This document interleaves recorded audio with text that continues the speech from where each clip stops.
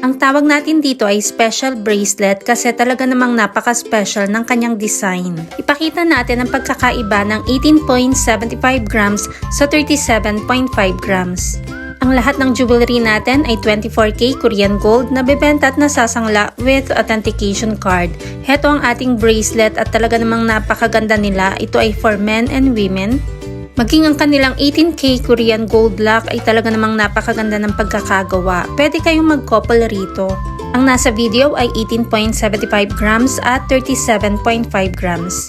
Ang lapad ng ating 18.75 grams sa 16 cm ay nasa 7 mm. Ang lapad naman ng 37.5 grams sa 18 cm ay nasa 9 mm. Ang lapad ng bracelet ay depende sa haba ng gusto mong ipagawa. Mas maikli, mas malapad ng konti. Pwede ito sa sukat na 16 cm hanggang 21 cm. Heto ang itsura ng ating 18.75 grams at 37.5 grams pagsuot. Heto naman ang back part. Ang lahat ng 24K Korean gold natin ay pwede sa cash, 2 gifts, or ilang months layaway, depende kung saan ka komportable. Ang rate ng gold ay nagbabago every day kaya hindi natin nilalagay ang price sa video. Kung gustong malaman ang updated price, mag-inbox kay Michelle Yu sa Facebook at subscribe ka na rin sa ating Mabenta KR Jewelry YouTube channel para updated ka.